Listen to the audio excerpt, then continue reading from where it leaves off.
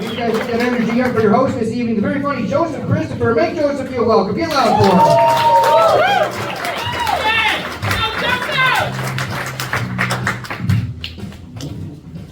All right, comedy, Kevin. Are you guys ready for some comedy? Yeah. All right. As the man said, my name is Joseph Christopher. I'm going to be your host for the night. And what that means is my job to loosen you up, get you guys in the mood for comedy, get you guys ready for jokes. So you guys ready for a show? Yeah. All right. Do we have anyone here just visiting from out of town? Where are you from? I'm Tucson, Arizona. Tucson, Arizona. All right. Yeah, I'm not clever. No, usually when I'm here in Janesville and I ask that question, no one responds. Because that is a joke, guys. We are here in Janesville. I'm sure we're all very happy to be here, but none of us expected to be here.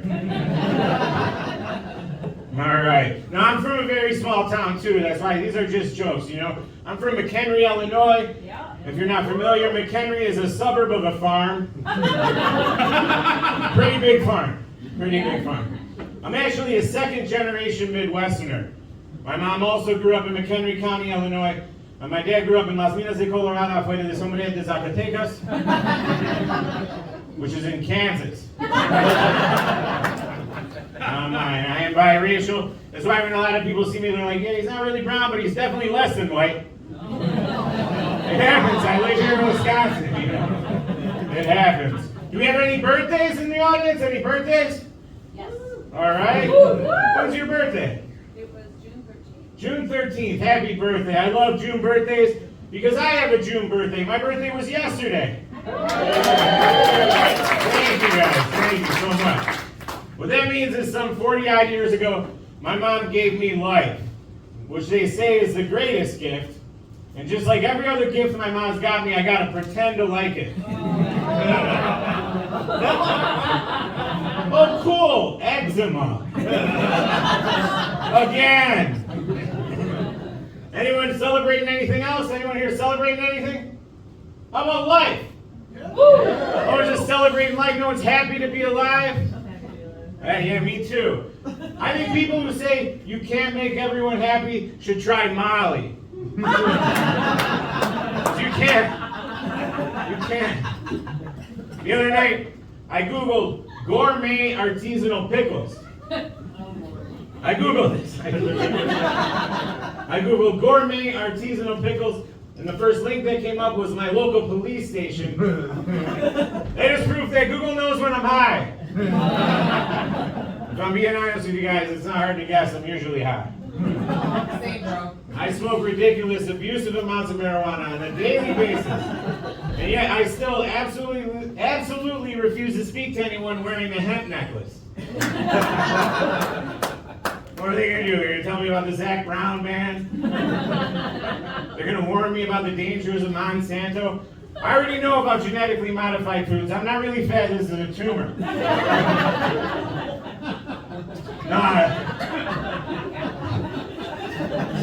I do smoke too much weed, guys. To come up with that shit, I smoke a lot of weed. Like, lately I've been feeling like I smoke too much. Like, it's been making me paranoid, it's been making me gullible.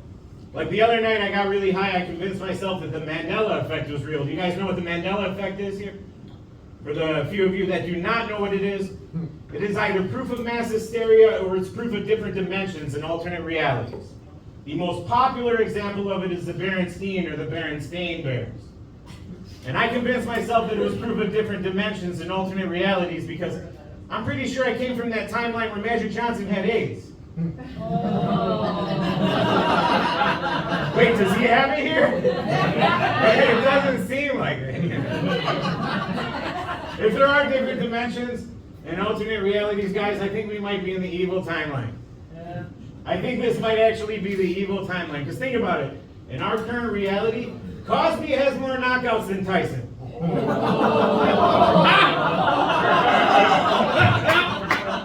Oh, he's not in the room.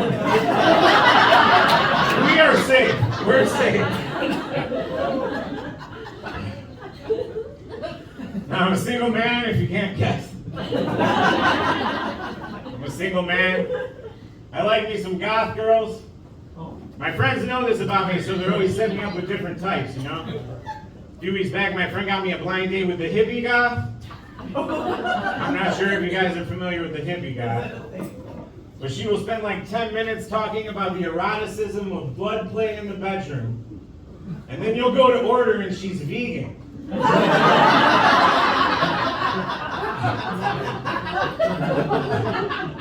Honestly, the blood play thing was kind of hot. I've seen all the Twilight movies. I would have been into it, you know? But the vegan thing kind of bothered me because she was one of those people that's like mean and militant about it. You know, like immediately after we ordered our food, almost as if it was scripted, she looks at me, she gives me a dirty look. She's like, "Oh my God, that's terrible. Would you eat your own dog?" And I was like, "No, but I'd try yours."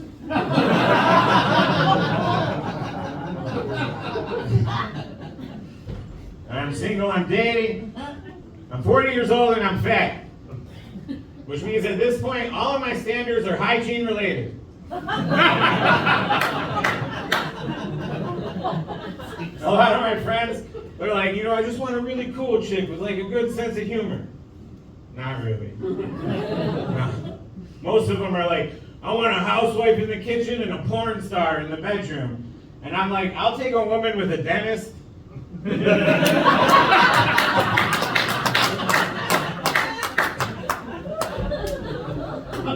Hygiene related standards, that's the cheat code. Do you know which group of women have the best hygiene? Sex workers. Very meticulous with their hygiene. I notice people get uncomfortable when you talk about paying for sex, and that surprises me. Because in a way, everyone pays for sex, I just get to use Venmo. People get uncomfortable when I talk about paying for sex. Maybe just people get uncomfortable when I talk about sex. You guys don't want to imagine me fucking, huh? People don't want to think about fat people having sex. They don't, man. She's vocal about it. People don't want to think about fat people having sex. It's okay. But we do. Fat people have sex, and it's hot, and it's sweaty, and there's tits everywhere.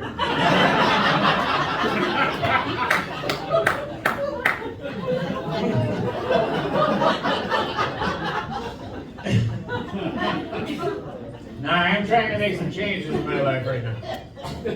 I'm trying to make some healthier changes in my life right now. Because I've been fat my whole life. And I think it's because growing up, my parents never taught me about nutrition, you know? Like up until recently, I thought trans fats were just big girls in tight clothes. I'm a big fan. Big fan. Fully support their rights. Not a lot of you laughed at that one. Sometimes you just see the word, people tense up. You know, words change a lot, you know? Like I told you guys, I'm 40 years old. I grew up in a very small town surrounded by corn. You know, so it's been hard for me to keep up with ever-changing vernacular. Like I just found out that gender fluid wasn't cum.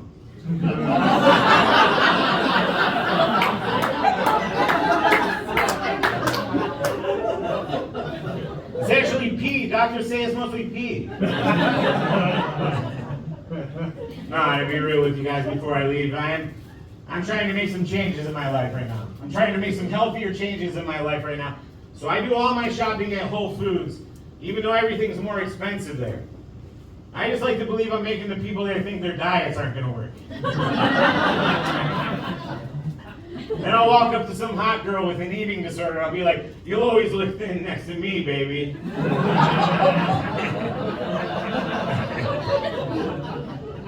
Yeah. Janesville school, Janesville school. I'll do that joke all over the place, you know? And people always laugh at the first part of that joke. They always laugh at the fat guy. But sometimes they don't laugh or they even groan at the second part. It amazes me the way people can prioritize their empathy, because obesity, anorexia, bulimia, it's all addiction. And a lot of people are able to set aside sympathy for other addicts, but they have no sympathy for fat people whatsoever. And that surprises me because I pretty much have heroin for breakfast, lunch, and dinner. Have you guys had McDonald's breakfast yet? Yes, I have. I know I will again. All right, this is what I'm saying. I live in rural Wisconsin, okay? And in the 10-minute radius of my house, there are 5 McDonald's, but only 1 grocery store. So I don't think it's my fault I have a third favorite McDonald's.